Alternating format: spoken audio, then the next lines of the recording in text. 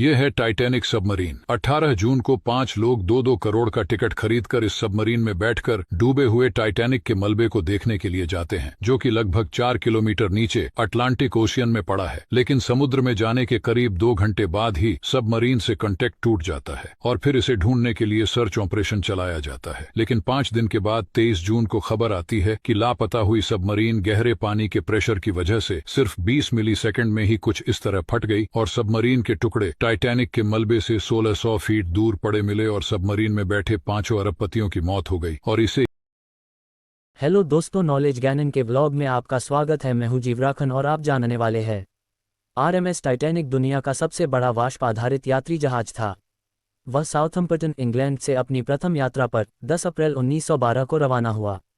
4 दिन की यात्रा के बाद 14 अप्रैल 1912 को वह एक हिमशिला से टकराकर डूब गया, जिसमें 1517 लोगों की मृत्यु हुई, जो इतिहास की सबसे बड़ी शांतिकाल समुद्री आपदाओं में से एक है। टाइटैनिक का मलबा न्यूफाउंडलैंड के तट से लगभग 370 समुद्री मील 690 किलोमीटर दूर दक्षिण पूर्व में लगभग 12,500 फीट 3,800 मीटर की गहराई पर स्थित है। ये 2 मुख्य टुकड़ों में स्थित है।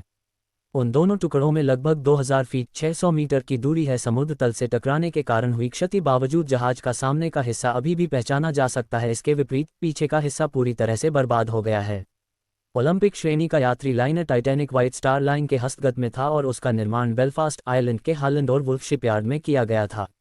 वह 2223 यात्रियों के साथ न्यूयॉर्क शहर के लिए रवाना हुआ था।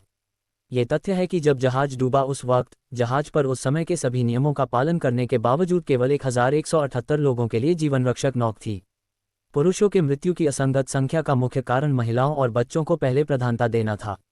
टाइटैनिक के डूबने का मुख्य कारण अत्यधिक गति से चलना था। टाइटैनिक के मालिक ब्रूस इस्मे ने जहाज के कप्तान एडवर्ड स्मिथ को जहाज को अत्यधिक गति से चलाने के लिए कहा था। 12 अप्रैल 1912 को टाइटैनिक को 6 बर्फ की चट्टानों की चेतावनियां मिली थी। कप्तान को लगा कि बर्फ की चट्टान आइसबर्ग आने पर जहाज मुड़ जाएगा, परंतु बदकिस्मती से जहाज बहुत बड़ा था और राडार छोटा था। बर्फ की चट्टान आने पर वह अधिक गति के कारण समय पर नहीं मुड़ पाया और चट्टान, एक अनुमान के मुताबिक ये चट्टान करीब 10,000 साल पहले ग्रीनलैंड से अलग हुई थी, से जा टकराया, जिससे जहाज के आगे के हिस्से में छेद हो गए और लगभग रात के 11:40 पर वो डूबने लगा। तकरीबन रात के 2:20 पर वो पूरा समुद्र में समा गया। जिस सागर में वह डूबा था उसके जल का तापमान -2 था, जिसमें किसी साधारण इंसान को 20 मिनट से ज्यादा जिंदा रहना नामुमकिन था। इसके ऊपर एक फिल्म भी बनाई गई है। टाइटैनिक उस समय के सबसे अनुभवी इंजीनियरों के द्वारा डिजाइन किया गया था और इसके निर्माण में उस समय में उपलब्ध सबसे उन्नत तकनीकी का इस्तेमाल किया गया था। ये कई लोगों के लिए एक बड़ा आघात था कि व्यापक सुरक्षा और सुविधाओं के बावजूद टाइटैनिक डूब गया था। आवेश में आई हुई मीडिया की ओर से टाइटैनिक के प्रसिद्ध आरोपी, जहाज के डूबने का उपाख्यान, समुद्री कानूनों का भंग और जहाज के मलबे की खोज ने लोगों की टाइटैनिक में रुचि जगाने में काफी योगदान दिया।